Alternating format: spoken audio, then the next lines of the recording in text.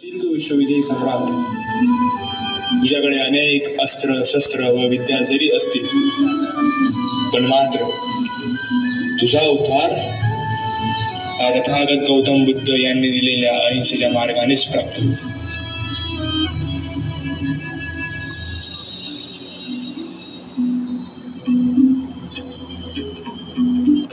कलिंग युद्धानंतर सम्राट अशोकांनी शस्त्रांचा त्याग करून अहिंसेचा मार्ग धरून बौद्ध धर्म स्वीकारला व बौद्धमय भारत बनवण्याचा संकल्प घेतला.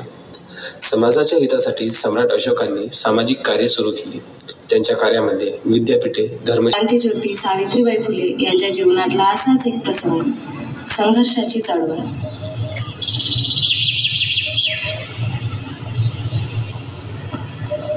अरे, रामलालचा मुलगा किती शिकलास? अरे हो, तो 7 समुद्र पलीकडे गेला. अरे ते तर सोड, श्यामचा मुलगा बघ शाळेमध्ये शिक्षक म्हणून लागलाय. गावकऱ्यांना, आपल्या मुलींना बायकांना शिक्षणापासून वंचित ठेवण्याचे अधिकार आपल्याला कुणी दिले आहे? जर मुलगा लिहू शकतो, वाचू शकतो, तर मुलगी का नाही? पण ज्योतिराव, आपली परंपरा स्त्रियांना शिक्षणाची परवानगी देत नाही. परंपरा जर अंधश्रद्धा बनली असेल तर ती तोडायला हवी. जर आपण आपल्या मुलींना शिकवले तर तिच्यासोबत संपूर्ण समाजाची प्रगती होणार. हे आमच्या संस्कृतीच्या विरुद्ध आहे. स्त्रिया शिकल्या तर त्या परंपरेचा सन्मान करणार नाही. हो, जर स्त्रिया शिक्षित झाल्या तर त्या आपल्या नियमांचे पालन करणार नाहीत. माझ्या पतीचे विचार अगदी योग्यच आहेत. स्त्रियांची वैचारिक क्षमता ही पुरुषा इतकीच सक्षम असते. जर आपण त्यांना शिक्षण दिले नाही तर समाजाच्या अर्ध्या भागाला आपण अंधारात ठेवत आहोत. गावकऱ्यांना समजवण्यात काही अर्थ नाही. गावकऱ्यांनी ज्योतिबांचा खूप तिरस्कार केला, नावेही ठेवले, परंतु ज्योतिबांनी स्त्री शिक्षणाची वाद भिजू दिली नाही. सगळं फेकत आहे. आता आपण स्त्री शिक्षण समोर कसे नेऊयात? सावित्री, आज मात्र समाजाला स्त्री शिक्षणाचे महत्त्व कळत नाहीये, पण बदलत्या वेळेनुसार स्त्री शिक्षणाची गरज सर्वांना भासेल. हो, अगदी बरोबर. माझी इच्छा होती की मी स्त्री शिक्षणाची सुरुवात तुझ्यापासून करावी. आधी तू सुशिक्षित हो, मग स्त्रियांना शिक्षित बनव.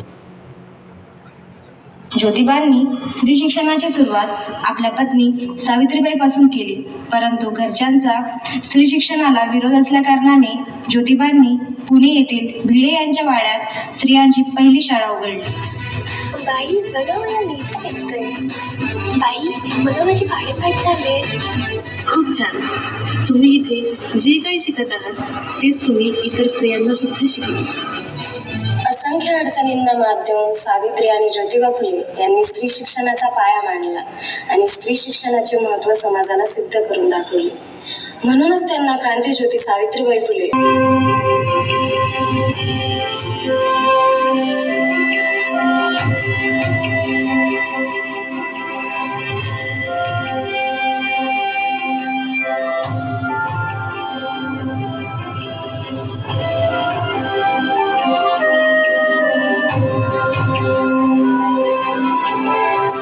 सर्व सभासदांनास माझा नमस्कार.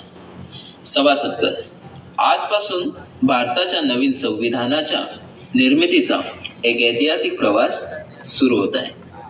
आपल्या मातृभूमीसाठी एक सशक्त संविधान तयार करूया.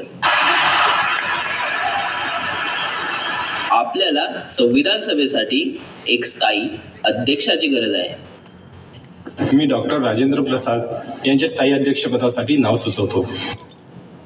मी आपला ऋणी आहे. हे कार्य मोठे आणि जबाबदारीचे. आपण सर्व एकत्रित मिळून एक सशक्त संविधान तयार करूया.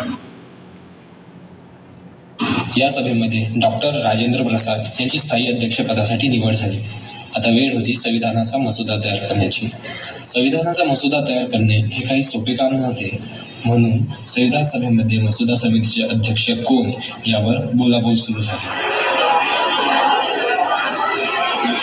मान्यवर, आपल्याला संविधान तयार अध्यक्ष म्हणून तुम्ही कोणाची निवड करणार आहात?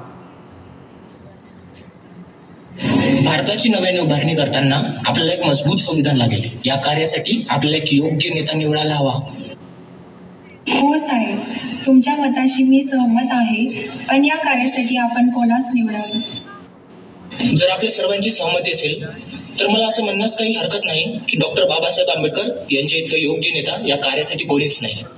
हो, मी आपल्या मताशी सहमत आहोत. जर सभागृहातील सदस्य सहमत असेल तर डॉक्टर बाबासाहेब आंबेडकर यांची मसुदा समितीच्या अध्यक्षपदासाठी नियुक्ती करण्यात येते. मी ही जबाबदारी स्वीकारतो, परंतु हे कार्य इतके सोपे नसेल.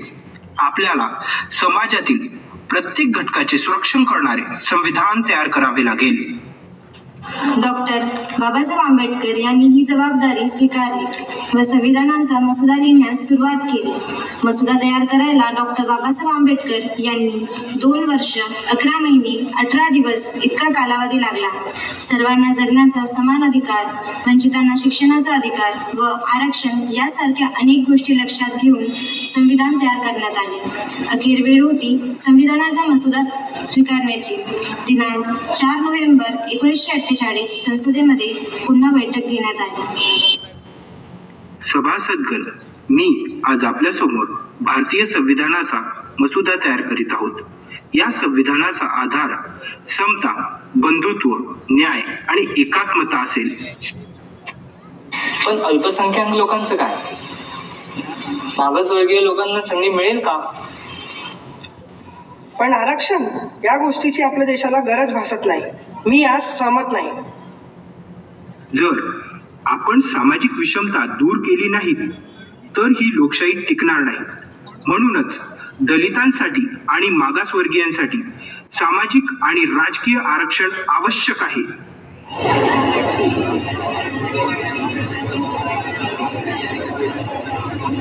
आर्टिकल 14, 17, 19 ते 22, 25 ते 28 यामध्ये माणसाच्या मूलभूत गरजा नमूद केल्या आहेत, ज्यामुळे अल्पसंख्याकांना समानतेने जगण्याचा अधिकार मिळेल. सभेमध्ये अनेक मुद्दे मांडले गेले, त्यावर प्रश्नोत्तर करण्यात आले आणि संविधानाचा मसुदा मान्य झाला. आता वेळ होती संविधानाला अंगीकृत करण्याची. दिनांक 26 नोव्हेंबर 1949 रोजी पुन्हा सभा भरली. आज आपण भारताच्या इतिहासात एक नवीन पर्वाची सुरुवात करत आहोत. हे संविधान आपल्या देशाच्या उज्ज्वल भविष्यासाठी आहे.